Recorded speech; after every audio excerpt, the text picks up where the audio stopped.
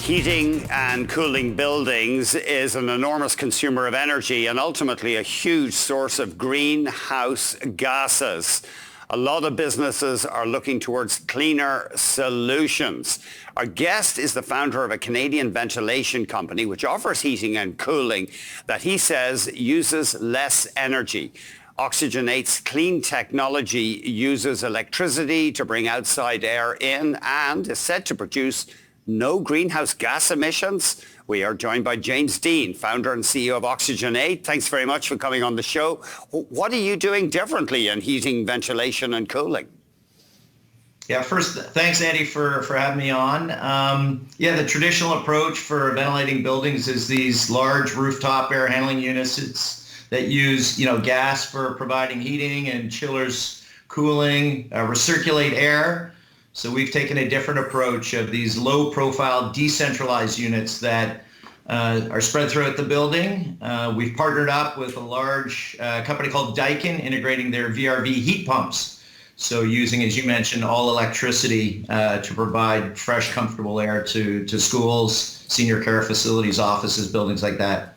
So all electricity, but I guess some of your electricity is going to be coming from fossil fuel sources? Yeah, it really depends on where you are. I'm from Vancouver, British Columbia, and I think more than 90% of our electricity comes from hydroelectric dams. But yeah, clearly if you're down in the Midwest where your electricity is coming from, natural gas-fired plants, then there will be some carbon emissions associated with that. But yeah, it's all electric at the source.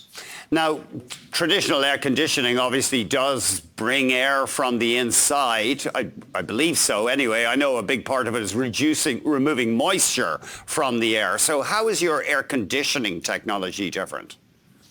Yeah, so most buildings, the way they're cooled is they recirculate the air in the buildings, and then they'll have these cooling coils.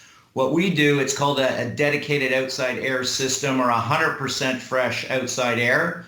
So we're bringing fresh air in, exhausting the stale contaminated air, and we use this novel membrane technology and enthalpy exchangers to recover not only the thermal energy, but also the energy associated with the humidity. So it's really these innovative heat exchangers that help reduce the energy consumption. Also, we're using these special fans coming out of Germany called ECM fans that are low energy consumption, variable speed. So if nobody's in a boardroom, the fans automatically go to low speed mode, using CO2 sensors as an example. So we brought all these different technologies together with smart controls to have, the best indoor air quality possible at very low energy consumption. Your background includes studying civil engineering at Waterloo, I believe, and you were also with KPMG Consulting. You also headed up Greenlight Power. This must be a growth industry. I'm thinking with warmer climate, are a lot of businesses in places like BC installing cooling equipment that they wouldn't previously have needed? Yeah, no, our whole industry is just going through hyper growth right now. Obviously part of it is driven by COVID, just much more awareness around the importance of indoor air quality, but also with climate change, rising temperatures in places like Vancouver where you didn't need mechanical cooling before, having VRV heat pumps as an example for doing that. The other thing that's kind of new, I would say, is with climate change, also humidity levels are rising. Mm-hmm. So we need to find a way to dehumidify that outside air before it comes into the building in a low energy way.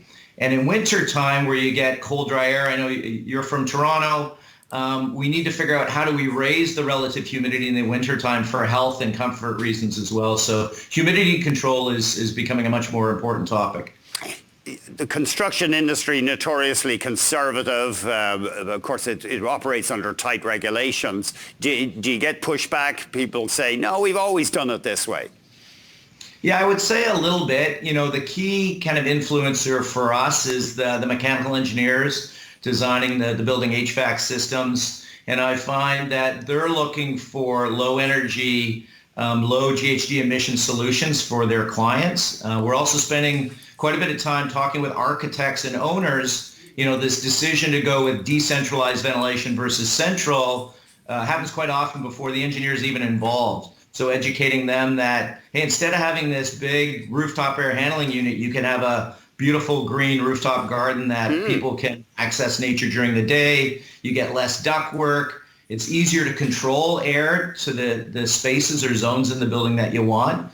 So that's where we're finding architects and owners are important people for us to educate as well. So give me an idea. Maybe it's too broad a question. I'm building a strip mall. I want to look at putting in traditional HVAC, or I want to put in your stuff. What is the cost difference? Yeah, I would say the costs are similar. From a capital cost or equipment perspective, we're maybe 5 to 10% more expensive. But the advantage is now you have less duct work. You don't have these vertical duct chases running through the building. You don't need smoke and fire dampers. The installation cost is a little bit less. So the total installed cost is a wash, but you get better indoor air quality. And the overall kind of life cycle and maintenance costs will be less with these decentralized systems because they're inside the building. They're not up on the roof exposed to, the harsh elements, the winters or the rain. But are they buried behind wall panels? Is it messy getting at them? Yeah, so our units, we've designed them to be quite low profile. So most of our customers are mounting them up in a ceiling plenum. So if you're in an office, you can actually see the Oxygen8 unit up there. And people are like, wow, I know that my employer is taking care of me, that they've got this system pumping 100% fresh air. We just did a retrofit of a fitness studio here in Vancouver that was shut down for COVID, and they wanted it mounted up in the ceiling so all their clients and staff could see that they were being proactive in improving the indoor air quality of the space. What about Britain? Have you looked into that? I guess they're going to be installing air conditioning in a massive way.